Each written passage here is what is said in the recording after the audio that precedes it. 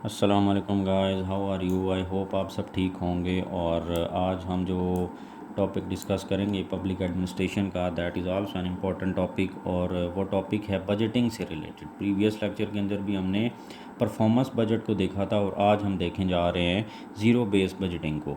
तो ये हमारे जो कुछ लेक्चर्स होंगे 3-4, ये हम बजटिंग के ऊपर ही देखेंगे और इस तरीके से हमारा बजटिंग का जो टॉपिक है ये हर एंगल से कवर हो जाएगा। तो ज़ीरो बेस बजटिंग क्या है? What is ZBB? Zero base budgeting is drawing a budget with no reference to the past at all. ये इसकी डेफिनेशन है कि zero base budgeting is drawing a budget with no reference to the past at all. कि past से एक ऐसा budget जिसका past से कोई रिलेशन नहीं है, जिसका पास्ट से कोई रेफरेंस नहीं लिया गया, and building on fresh assessment of purposes, methods and resources. Definition क्या कहती है कि ज़ीरो बेस बजटिंग एक ऐसा बजट है, एक ऐसा बजट बनाना जिसका पास्ट के साथ कोई रिलेशन नहीं है, कोई रेफरेंस, कोई डाटा पास्ट से ना, प्रीवियस साल से ना लिया गया हो, बल्कि नई असेसमेंट्स करके, नए पर्पसेस और गोल्स को डिफ़ाइन करके, नए मेथड्स को यूज़ करके और नए सिरे से रिसोर्सेज एलोकेट करना, ये क्या है? Zero base budgeting. एक छोटी सी मिसाल देता हूँ, जैसे कि एक मुल्क की ऑर्गेनाइजेशन की बात कर लेते हैं। एक ऑर्गेनाइजेशन है, उसने कोई काम किया, पिछले साल उन्होंने कुछ बजट जो है वो एलोकेट किया या बनाया अपने ऑर्गेनाइजेशन के लिए बजट। तो अब क्या है, इस साल जो है जब वो ऑर्गेनाइजेशन बजट बनाती है तो वो प्रीवियस साल, जो पिछले साल उसने बजट बनाया था, उसका कोई डाटा, कोई रेफरेंस, कोई चीज़ भी यूज़ नहीं करती कि ये काम जो हमने किया था पिछले साल उसके ऊपर हमारा कितना खर्चा हुआ, तो अभी हम उसके लिए कितना पैसा एलोकेट कर दें।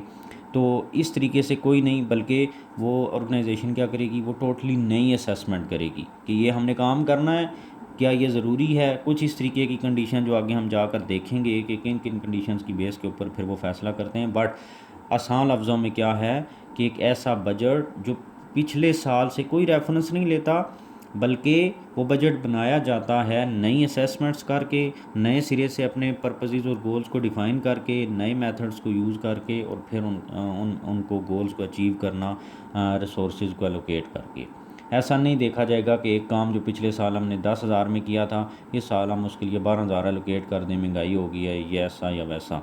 बल्कि नई असेसमेंट करना हो सकता है। ज़ीरो बेस बजटिंग के तहत वो काम जो पिछले साल हमने 10,000 में किया था, इस साल वो काम उसके लिए 8,000 एलोकेट किए जाएँ या 14,000 15,000 एलोकेट कर दिए जाएँ। वो टोटली असेसमेंट्स के ऊपर बेस करेगा। तो ये था हमारा ज़ीरो बेस बजटिंग। अब क्या है कि budget maker start from ground zero. Zero base budgeting का क्या मतलब है? ज़ीरो बेस मतलब जिसकी कोई बेस नहीं होती, वो ज़ीरो बेस से स्टार्ट किया जाता है। तो वो जो बजट मेकर्स होते हैं वो ज़ीरो बेस से स्टार्ट करते हैं, with each year budget end funds. अच्छा, फंड ये करते हुए, बजट बनाते हुए अब क्या होता है, और funds are allocated on the basis of cost benefit analysis. कि जब न्यू असेसमेंट की जाती हैं तो उन असेसमेंट को कैसे देखा जाता है कि हम इस साल अगर ये काम हमने करना है तो कितनी उसके ऊपर कॉस्ट है और हमें कितना बेनिफिट मिलेगा। इस एनालिसिस की बेस के ऊपर जो है वो नई असेसमेंट जो की जाती हैं, फिर वो उनकी बेस के ऊपर फंड्स जो हैं वो एलोकेट किए जाते हैं। तो बहुत आसान चीज़ है। आसान लफ्ज़ों में आप इसको समझें कि एक ऐसा बजट जो कि प्रीवियस डाटा को देखकर नहीं बनाया जाता, बल्कि टोटली नए अंदाजे लगाकर, नए सर्वेज़ करके, नए जो है वो असेसमेंट्स करके वो बजट बनाया जाता है। अब इसके लिए क्या होता है, कुछ सिचुएशंस हैं। मैंने इनको सिचुएशंस के ज़रिए आपको समझाने की कोशिश की है। For example number 1, in case of a new company, एक नई कंपनी बनी है। तो अब वो कंपनी जब अपना बजट एलोकेट करेगी या बनाएगी तो उसमें क्या होगा कि बजट मेकिंग के दौरान उसके पास अब प्रीवियस डाटा तो है नहीं, अब वो नई कंपनी बनी है। तो इस केस के ऊपर वो नई असेसमेंट्स करेगी, देखेगी ये चीज़ जो है वो हमने करनी है, तो इसके लिए हमने कितने पैसे एलोकेट करने हैं, क्या करना है। तो वो उस नए डाटा अपना जो है वो करेगी और उसकी बेस के ऊपर वो अपने फंड्स एलोकेट करके इस तरीके से एक नया बजट बनेगा। तो ये है ज़ीरो बेस बजटिंग उस कंपनी का जिसके पास प्रीवियस डाटा है ही नहीं, वो टोटली एक न्यू कंपनी है। तो ये तो हो गया एक केस। अब दूसरा केस वो है कि एक पुरानी कंपनी है जो हर साल बजट बनाती है। Some time organisations use zero based and make new assessment. अब यहाँ पर क्या है, इसके पास पहली वाली सिचुएशन में तो प्रीवियस डाटा था ही नहीं, अब इसके पास डाटा है, बट ये क्या करती है कि ये जो ऑर्गेनाइजेशन है ये नई असेसमेंट्स करती है, प्रीवियस साल का जो डाटा था उसको नहीं देखती। वो ये for example maintenance of previous year was 10K and new 12K। तो सम टाइम क्या होता है, ऑर्गेनाइजेशन जो ज़ीरो बेस्ड बजटिंग नहीं करती, वो क्या करती हैं कि एक काम हमने पिछले साल कराया था वो 10,000 में हुआ, तो इस दफ़ा उसके लिए 12,000 एलोकेट कर दो। तो ये एक, अगर ज़ीरो बेस बजटिंग नहीं की, न्यू असेसमेंट्स नहीं की, तो उसके लिए एक आसान तरीका है कि इस दफ़ा पिछले साल 10,000 लगा था, तो इस दफ़ा 12,000 लगा दो, रख दो, क्या पता 12,000 लग जाए या 1,000 लग जाए, क्योंकि उसके पास प्रीवियस डाटा मौजूद था और उसकी बेस के ऊपर उसने बजट जो है वो रखा। बट रादर इसमें क्या होता है, ज़ीरो बेस बजटिंग में क्या होता है, इट कुड बी 8K और 14K। अब जब उसने नई असेसमेंट की ना, तो उसने देखा कि ये काम जो हमने पिछले साल कराया था, अब हो सकता है जब उसने नई असेसमेंट की हो तो उसने देखा हो आधा काम हमारा हुआ है और आधा काम हमने करना है। नए सिरे से उसको एनालाइज़ किया, हर चीज़ को असेसमेंट की। या हो सकता है, तो इस केस में क्या होगा, हो सकता है हमारा 10,000 भी ना लगे, हमारा 8,000 लग जाए। या फिर उसने इस तरीके से देखा कि पिछले साल हमने इतना काम कराया था, इस दफ़ा हम कुछ एक्स्ट्रा काम कराएंगे, हमने एक फंक्शन कराया था, हम 4 चीज़ें और करवाएंगे, तो उसके लिए वो 14,000 एलोकेट करेगा।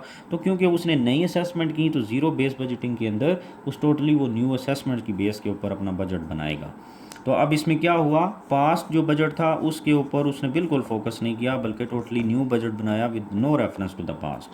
तो फॉर एग्जांपल, आप रियल एग्जांपल देखें कि एडवर्टाइजमेंट ऑफ कंपनी, एक कंपनी है वो अपनी प्रोडक्ट्स की एडवर्टाइजमेंट कराना चाहती है। अब उसने क्या किया, फॉर एग्जांपल मैगज़ीन के थ्रू वो अपनी एडवर्टाइजमेंट कराती है। तो अब वो कौन कौन सी चीज़ें देखेगी, थिंग्स टू कंसीडर जो हैं, जो चीज़ें उसने जिनको कंसीडर करना है वो क्या हैं, कि सबसे पहले तो ये है कि ये जो एडवर्टाइजमेंट हमने करानी है, अब वो ये नहीं देखेगी कि पिछले साल हमने जो एडवर्टाइजमेंट कराई थी वो 1 लाख में हुई थी, 2 लाख में, अब वो उसको नहीं देख रही। अब वो देख रही है कि कितने पैसे लगेंगे मैगज़ीन के ज़रिए जब हम कराएंगे, तो हालांकि उसके पास पिछले साल का डाटा मौजूद है, बट वो उसको नहीं देख रहा। अब वो ऑर्गेनाइजेशन दूसरी चीज़ वो देखी, क्या ये हमारी कंपनी के लिए ज़रूरी है, दूसरी कंडीशन ये, एनी अल्टरनेटिव, क्या ये मैगज़ीन के ज़रिए जो हम करा रहे हैं इसके ऊपर अगर 10,000 लग रहे हैं, तो क्या कोई और अल्टरनेटिव है जिसके ज़रिए हम कम पैसों के अंदर ये एडवर्टाइजमेंट करा लें। तो इस तरीके से ये कुछ चीज़ें हैं जिनकी बेस के ऊपर जो है वो फिर डिसीजन किया जाता है। तो इस तरीके से बजट अब नया ही बनाया जा रहा है, प्राइस पिछले साल की नहीं देखी जा रही, उसका कोई रेफरेंस नहीं देखा जा रहा। जैसे मैंने यहाँ पर एग्जांपल दी, प्राइस देखा जाएगा, नया असेसमेंट करेगा, फिर ये उसकी अपनी अंदर की चीज़ें हैं जो यहाँ पर डिसीजन मेकिंग होगी कि क्या ये कंपनी के लिए ज़रूरी है, क्या कोई और है जो कम पैसों में कर दे, और no reference to the past, ये इंपॉर्टेंट चीज़ है। तो अब आगे, अब ये था उसके लिए एक जो हमने देखी उसकी कंडीशन, थिंग्स टू कंसीडर, कि जब नया डिसीजन मेकिंग, नई असेसमेंट की जाएंगी तो फिर क्या होगा। अब कुछ स्टेजेस हैं ज़ीरो बेस बजटिंग की, कि जो ज़ीरो बेस बजटिंग है उसके अंदर कौन कौन सी स्टेजेस हैं, हम उनको कंसीडर करने जा रहे हैं। नंबर 1 क्या है कि डिसीजन पैकेजेस होते हैं। What are decision packages? Decision packages आसान लफ्ज़ों में आप देखें कि वो चीज़ें जिनके बारे में हमने डिसीजन लेना है और फिर बजट बनाना है। मतलब जैसे कि कोई मसला है तो सबसे पहले हमने प्रॉब्लम उसको एनालाइज करना है कि व्हाट इज़ द प्रॉब्लम, मसला है क्या। तो इसमें भी वही चीज़ है डिसीजन पैकेजेस, कि वो कौन सी चीज़ें हैं। फॉर एग्जांपल जैसे मैंने एग्जांपल दी कि एक कंपनी एडवर्टाइजमेंट कराना चाहती है, तो डिसीजन पैकेज क्या है कि वो एडवर्टाइजमेंट, कि क्या कौन सी चीज़ है जिसके बारे में मैंने बजट बनाना है और फिर डिसीजन करना है, तो दैट इज़ एडवर्टाइजमेंट। तो इस तरीके से कि फॉर एग्जांपल एक कंपनी है, उसने एडवर्टाइजमेंट करानी है, उसने मेंटेनेंस करानी है, उसने कुछ और काम कराना है, नए लोगों को इंडक्ट कराना है, या कुछ भी नए कंप्यूटर्स ख़रीदने हैं, तो वो ये सारी चीज़ें जो है ना, ये पैकेजेस हैं। तो हर एक चीज़ के लिए एक अलग पैकेज बना हुआ है, ऐसे आप इसको याद रख लें। Things are considered for which decisions to be made, जिनके बारे में आपने डिसीजन करना है, जिनके बारे में आपने फंड्स एलोकेट करने या बजट बनाना है, वो तमाम चीज़ें। सबसे पहले उन चीज़ों को देखा जाता है कि वो कौन सी चीज़ें। Number 2, evaluation of decision packages, फिर उन पैकेजेस जिनके बारे में हमने डिसीजन करना है उनको इवैल्यूएट किया जाता है। फॉर एग्जांपल जैसे एडवर्टाइजमेंट है, मेंटेनेंस है, जैसे कि डज कंपनी नीड पैकेजेस, क्या हमें इन पैकेजेस की ज़रूरत, पैकेजेस मतलब क्या हमें एडवर्टाइजमेंट की ज़रूरत है, क्या हमें मेंटेनेंस की ज़रूरत है, क्या हमें नए कंप्यूटर्स ख़रीदने की ज़रूरत है। तो ये एवेल्यूएशन जब डिसीजन पैकेजेस की करेंगे तो फिर इनके अंदर ये सारी चीज़ें देखी जाएंगी। क्या ये हमारी कंपनी के लिए एसेंशियल हैं, ज़रूरी हैं। Number 3, are they linked with organisational goals. तो इस तरीके से इवेल्युएट किया जाएगा उन चीज़ों को जिनके बारे में हमने बजट बनाना है और डिसीजन करना है।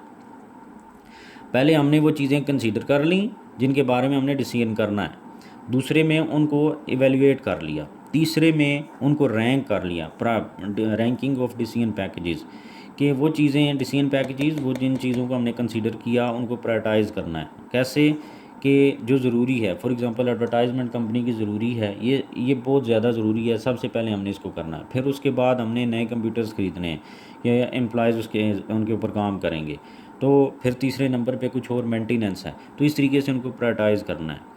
फिर जो एसेंशियल पैकेजेस होंगे ना, ज़ाहिर है उनको सबसे पहले, फिर नंबर 2, नंबर 3, इस तरीके से। और जब उनके प्रायोरिटाइज़ भी कर दिया तो फिर नंबर 4 पे क्या होगा, चौथी जो स्टेज होगी वो हम फंड्स एलोकेट करेंगे उनके लिए, एलोकेशन ऑफ रिसोर्सेज। तो ये स्टेजेस थी जिनके ज़रिए ज़ीरो बेस बजटिंग के अंदर वो तमाम डिसीजन किए जाते हैं और फिर उनको करने के बाद फिर रिसोर्सेज एलोकेट किए जाते हैं। अब ज़ीरो बेस बजटिंग के कुछ मेरिट्स और डीमेरिट्स भी होंगे, और वो क्या हैं। नंबर 1 कि इसमें यह है कि less chances of financial loss. अब आप देखें ना कि जब नई असेसमेंट हुई, अब ऐसा यहाँ पर करप्शन और फाइनेंशियल लॉस के बहुत कम चांसेस हैं। किस तरह, ऐसा नहीं है कि पिछले साल 8,000 लगा था एक काम पे तो इस दफ़ा 10,000 रख दो या 12,000 रख दो, चाहे वो 8,000 ही लगे, ऊपर वाला 4,000 जो है वो ज़ाया चला गया, ये लोगों ने खा लिया। ऐसा नहीं है, यहाँ पर नई असेसमेंट्स की जा रही हैं, उसको हर तरीके से एनालाइज़ किया जा रहा है और फिर बजट जो है वो एलोकेट किया जाता है, तो इसलिए फाइनेंशियल लॉस बहुत कम है। नो मिस्टेक और रिडंडेंसी। अब जब नए हर साल जो है वो नए सिरे से असेसमेंट होती हैं, नए सिरे से हर चीज़ को देखा जाता है, तो वहाँ पर एक साल अगर कोई एक चीज़ जो है वो मिस्टेक हुई है तो ऑब्वियसली वो अगले साल नहीं होगी, क्योंकि हम पिछले साल को तो देख नहीं रहे। हर साल हम नए सिरे से एनालाइजेशन करते हैं, नए जो हैं वो इस तरीके से उसको कंसीडर किया जाता है। तो इस वजह से चीज़ों का रिपीट होना और मिस्टेक होने की चांसेस बहुत कम हो जाते हैं। फिर ट्रांसपेरेंसी होती है, एक्यूरेसी है, रियलिस्टिक चीज़ बनती है यहाँ पर कि एक काम हमने करना है, कितना ज़्यादा रियल है ये काम हमने करना है, क्या ये ज़रूरी है, किस तरीके से करना है, कितने पैसे इसके लिए एलोकेट करने हैं। तो इस तरीके से ये रियलिस्टिक ज़्यादा बनती है। ट्रांसपेरेंसी है कि जब हम नए सिरे से इस चीज़ को देखेंगे, उसके लिए असेसमेंट करेंगे, तो ट्रांसपेरेंट हर तरीके से वो हो जाता है। अब ये जब मेरिट्स हैं तो कुछ डीमेरिट्स भी होंगे। नंबर 1 एक तो ये कि लेंथी है। लेंथी क्यों है कि हर साल आप नए सिरे से उसकी असेसमेंट शुरू कर दें, जबकि प्रीवियस डाटा आपके पास मौजूद है, आप एक चीज़ को एक्सपीरियंस कर चुके हैं, तो आप उसको यूज़ नहीं कर रहे, एक चीज़ रीयूज़ हो सकती है बट नहीं कर रहे, तो आप हर साल नई असेसमेंट करेंगे, तो एक लेंथी प्रोसेस है। Number 2 needs enormous paper work. उसके लिए ज़ाहिर पेपर वर्क ज़रूरत होगा। Number 3 experts required. तो हर साल फिर आपको एक्सपर्ट्स उसको नया बजट बनाने के लिए आपको एक्सपर्ट्स हायर करने पड़ेंगे, जो कि एक महंगा काम है। तो इस तरीके से कुछ डीमेरिट्स भी हैं। ये एक इम्पॉर्टेंट टॉपिक है, ये पहले भी पब्लिक एडमिनिस्ट्रेशन के पेपर के अंदर नंबर ऑफ़ टाइम्स जो है वो रिपीट हो चुका है। तो ये इसको आपने किसी सूरत भी जो है वो इग्नोर नहीं करना, और ये आपके लिए मैंने बड़ी मेहनत से तैयार किया लेक्चर। आई होप आपको समझ आ गई होगी। 2-3 दफ़ा लेक्चर को देखें तो इंशाल्लाह ज़रूर समझ आ जाएगी। Thank you very much.